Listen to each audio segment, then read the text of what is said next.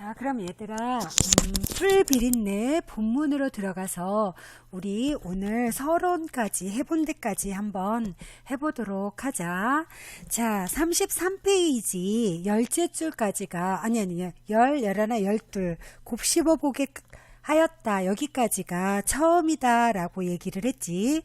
자, 광주 비엔날레에서 감성적 기계라는 작품을 본 적이 있다라고 얘기를 했어.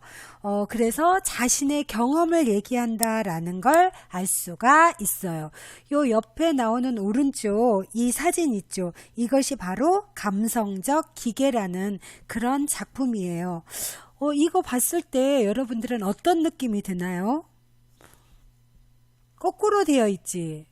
그런데 단순하게 그 기계가 자동차가 거꾸로 되어 있다라는 생각만 드는 게 아니라 여기 앉아서 되게 놀면 좋겠다라는 어떤 휴식가 같은 공간으로도 생각이 들 수가 있어요. 이건 정답이 없이 여러분들이 생각을 하면 되겠지요. 자, 이 작품은 작품에 대한 설명이 나와 재활용에 놓은 의자들이 놓여 있다라고 얘기를 했어요. 자, 차 자체로 만들어진 차의 이 형태로 만들어진 그네 침대 속에서 여기 있죠. 아이들이 테레비를 보는 동안 나는 의자에 앉아 이 감성적 기계를 바라보았다. 그 다음에 봅시다. 여기 흔히 달리는 무기라고 불리는 자동차가 완전히 해체됐죠. 요 다른 걸로 돼버렸죠. 새로운 용도로 거듭난 모습은 예술 고유의 무슨성? 전복성이라고 그랬어요. 전복성. 자, 오른쪽 밑에 보세요, 여러분들. 여기 전복성의 뜻 나왔죠? 완전히 이 고유의 성격을 뒤집었을 뿐만 아니라 자동차에 대한 생각을 곱씹다, 다시 해보게 되었다라고 얘기를 했어요. 그래서 요 부분을 보면은 이 사람이 왜 이 수필을 썼는가, 그 계기가 됐구나. 이 작품을 보고 다시 자동차에 대해서 생각하게 되었고, 그래서 이 수필을 썼구나라는 수필을 쓰게 된 계기를 알 수가 있어요. 그래서 여기까지가 바로 이 글의 처음 감성적 기계 관람했죠. 자동차에 대한 글쓴이의 생각. 자, 다시 한번 생각하게 되었다라고 자동차에 대한 생각을 얘기를 해 놓았어요. 지금 여기 서론 처음에서는 글쓴이가 자동차를 무엇에 비유를 했나요? 그렇죠. 달리는 무기에 비유를 했죠. 자, 그 다음 가보도록 합시다. 이제 중간으로 들어가는 거예요. 그 무렵 나는 초보딱지의 자동차 운전사였어. 상태여서 자동차가 주는 편리와 불안, 자동차가 가지고 있는 양면적 속성이 되겠죠. 요거에 대해서 아주 예민하게 느끼고 있었어. 초보다 보니까 예민하게 생각을 하고 있대요. 면허를 따놓고 5년이 넘도록 차를 안 탔어. 그런데 자, 여기 이 지은이가 글쓴이가 운전을 하게 된 이유가 나왔어요. 아이들 때문이다 라고 얘기를 했어요. 아이들 때문에 운전을 하게 되었다. 물론 처음에는 출퇴근 때나 장을 볼 게 많을 때만 차를 가지고 다녔다. 그러면 차가 실제적으로 필요한 기능을 하고 있다라는 거 요걸로 알 수 있죠. 자, 처음에는 실용적인 것으로만 차 타고 다녔었어. 그러나 마음이 답답할 때 무조건 차를 밖으로 가지고 다니는 습관이 생겼고, 실제적인 목적 없이도, 그럼 실제적인 목적은 뭐였죠? 여기였죠. 장을 볼 거나 출퇴근 때나 장을 볼 게 많을 때, 이게 실제적인 목적이었죠. 자, 실제적인 목적 없이도 차를 모는 일이 늘어갔다. 누구의 방해도 받지 않고 나를 어디로든 데려다 줄 수 있는 밀폐된 공간에. 자, 요게 또 하나의 자동차의 속성이 되는 거죠. 누구의 방해도 받지 않고 어디로든 나를 데려다 줄 수 있는 밀폐된 공간. 이게 바로 자동차가 가지고 있는 속성이라고 할 수가 있겠죠. 그것에 조금씩 길들여져 갔대. 얘들아, 여기 예민했었죠. 근데 이제 길들여 가기 시작했대요. 어떻게? 이렇게 처음에는 실제적인 목적에 의해서만 차를 가지고 다녔었어. 그러다가 요렇게 되면서 조금씩 길들어져 가게 되었다라고 얘기를 했어요. 됐어요? 자, 그러더니 갑자기 이제 스웨덴 생태주의자 이야기가 나와요. 이 사람이 자동차라는 물건이 자기 자신의 영토 안에 머물고자 하는 의지와 그 자기만의 영토 밖으로 움직일 필요성, 두 가지를 동시에 충족해 준다. 자, 이것은 누가 말한 자동차의 속성이에요? 이 스웨덴의 생태학자 예민 탱수렘이 말한 자동차의 속성이 되겠어요. 자, 내가 생각하는 자동차의 속성은 요거죠. 그래서 자동차의 속성이 지금 계속 연이어서 나왔어요. 현대인들이 자동차라는 무슨 공간? 아늑한 자궁. 아까 처음에는 뭐라고 불렀지? 달리는 무기. 그리고 아늑한 자궁으로부터 두 번째 자동차를 비유한 거예요. 잠시도 떨어지고 싶어 하지 않는 것도 바로 이 모순된 욕망. 반대된다라는 거야. 모순이 뭐예요? A와 B가 나와. 근데 두 개가 서로 어울리지 않은 모습으로 나란히 섰어. 근데 뜻을 생각해 보면 두 개가 어울리지 않는데 맞아요. 즉 어떤 거? 머물고자 하는 의지. 그리고 또 움직이게 하는 거죠. 여기 나왔죠. 머물고자 하는 의지와 움직일 필요성. 자동차는 나 혼자만이 그 속에 있게 하고자 하는 그러한 것을 제공해주고 그 다음에 또 어디론가 가게 하는 움직일 필요성을 제공해줘. 그래서 머문다, 움직인다. 그래서 두 개가 서로 어울리지 않지만 자동차는 그걸 다 실현하고 있어요. 그러니까 맞죠. 그래서 이걸 역설이라고 하는 거죠. 자, 이 자동차가 해결해 주기 때문일 것이다. 그래서 다 충족해줘. 왜? 이 두 가지를 다 해결해 주기 때문에 충족해 준다라는 거죠. 앞서서 말한 감성적 기계처럼 자동차를 해체하지 않아도 굳이 이렇게 해주지 않아도 우리는 충분히 이 자동차가 감성적 기계 노릇을 하고 있는 걸 알고 있어요.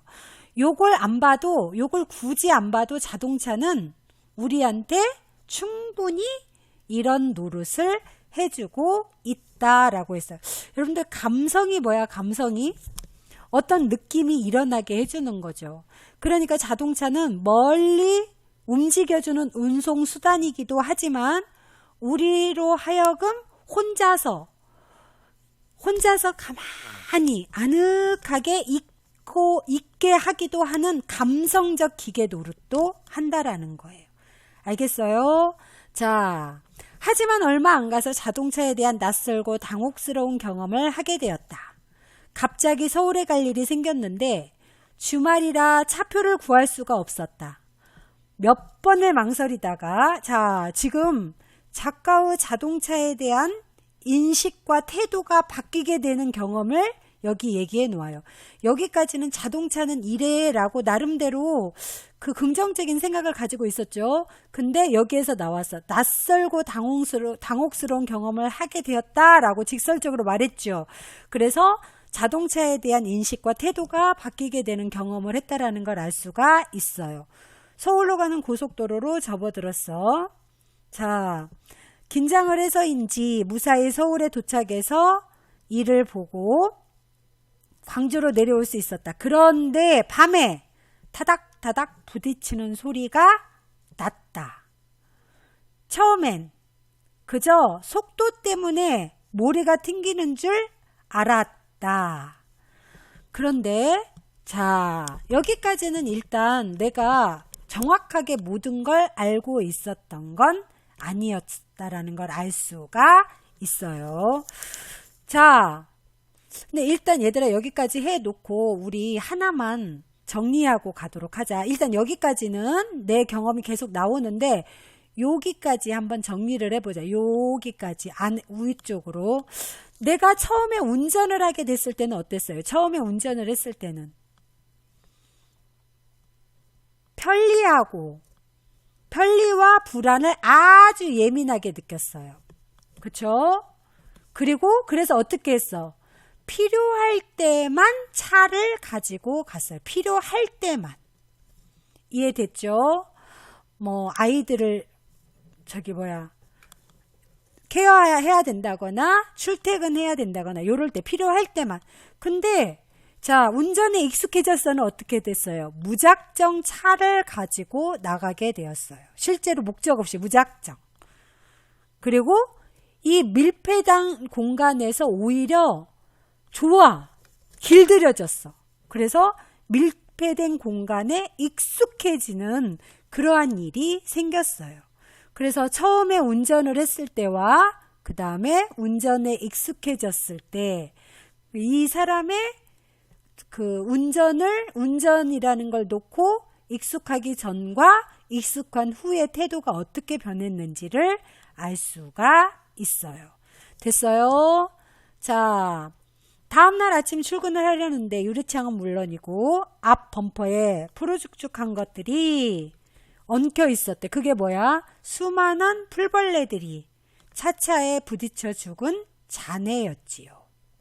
이 푸르죽죽한 것들은 요거였죠. 마치 먼지뭉지처럼 붙어 있었다. 그것을 닦아내려다가 나는 지난밤 엄청난 범죄라도 저지른 사람처럼 손발이 후들후들 떨려 도망치듯 세차장으로 갔다.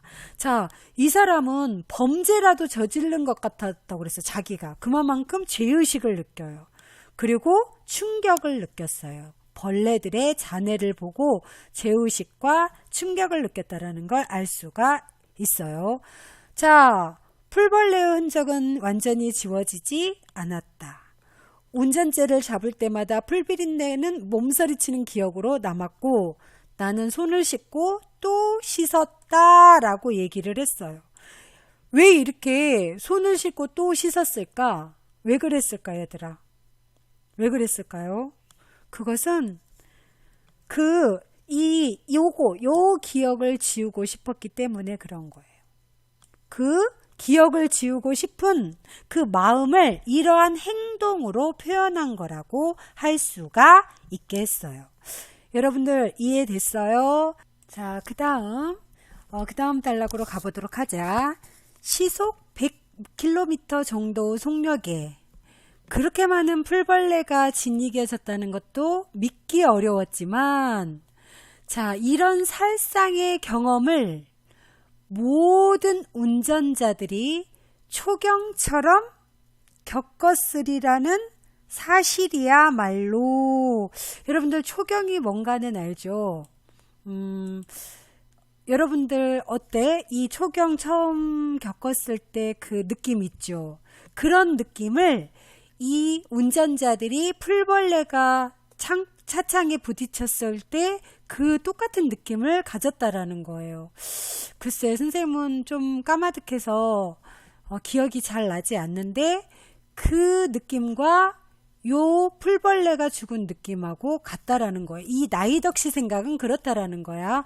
그 정도로 충격이었다라고 얘기를 했어요. 자, 그럼 이 사람이 이 자연 그리고 이 생태주의적 관점에서 이러한 생각을 하게 된 것은 결국 요 경험 때문에 그렇다라는 거죠. 그래서 자기 성찰을 하게 된 계기가 바로 이 살상의 경험 때문에 자아 성찰을 하게 됐다라는 거죠.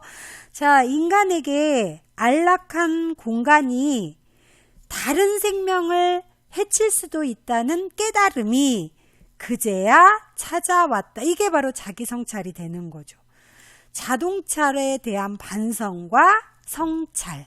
그러니까 우리가 뭔가 반성을 하게 될 때 누군가 싸워서 반성을 할 수도 있고, 또는 일이 잘못됐을 때 반성을 할 수도 있는데, 이 사람은 자동차 운전을 통해서 반성을 하게 되었다라는 거죠.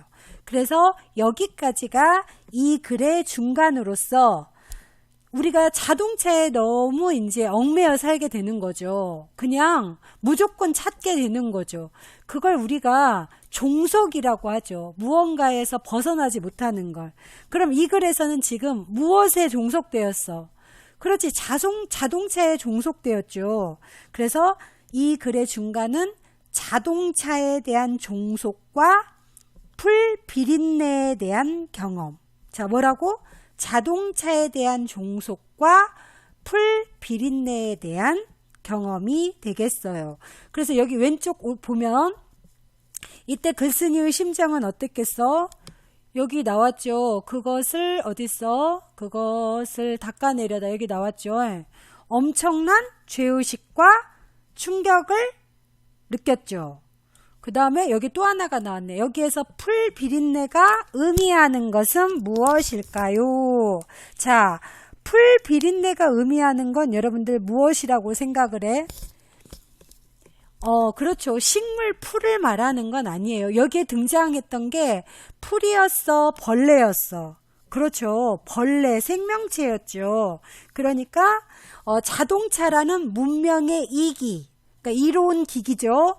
그 문명의 이기가 결국 자연을 살려줬어요, 파괴했어요. 그렇죠. 그 처참한 모습을 이 풀 비린내가 상징하고 있는 거예요. 다시 이 풀 비린내의 직설적인 의미는 뭐냐면, 풀벌레들이 달리는 차에 부딪혀 죽어. 그 잔해에서 나는 냄새를 말하는 거예요. 일단 직설적인 의미가 뭐라고? 풀벌레들이 달리는 차에 부딪혀서 죽어.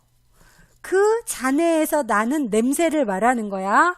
그걸 이 글에서 작가가 의미하는 것으로 다시 한번 정리를 하면, 문명의 이기. 그러니까 문명이라는 그런 우리한테 이로움을 주는 기기에 의해, 문명의 이기에 의해 파괴되고 죽음에 이른 자연의 처참한 모습.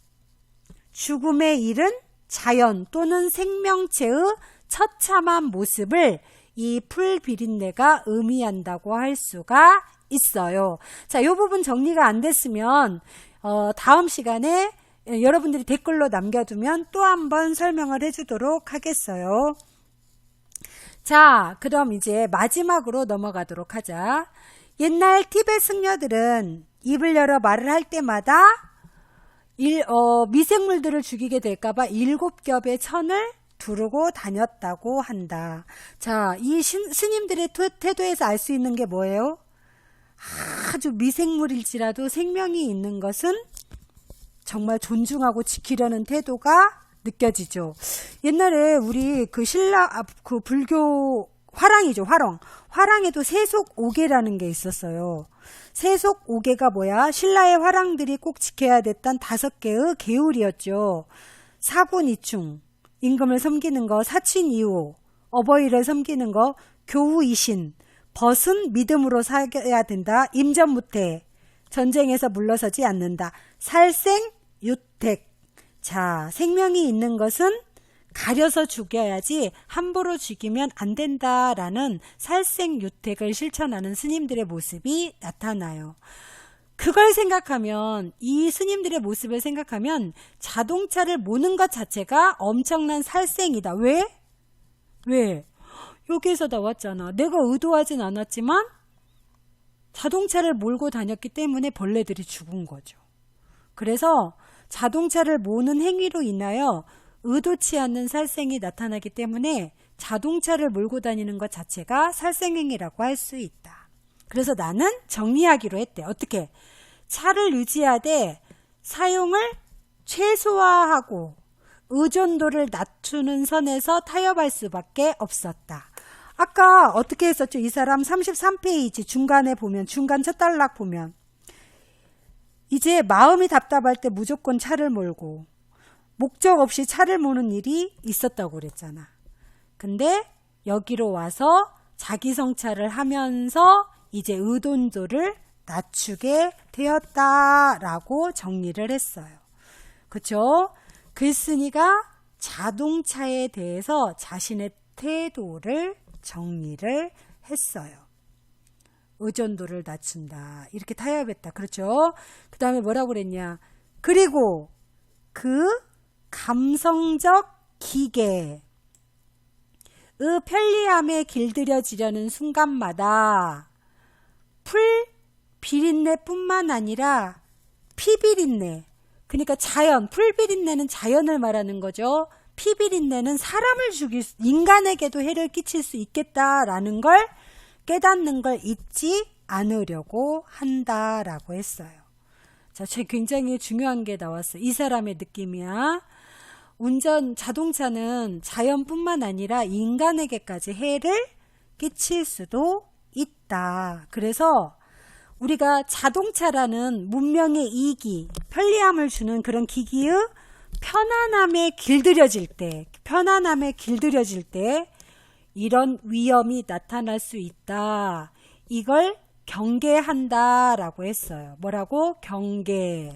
자, 자동차라는 문명의 이기에 길들여질 때, 문명의 이기가 주는 편안함에 길들여질 때 나타날 수 있는 위험, 어떤 위험까지 나타나 인간에게까지 해를 입힐 수 있어.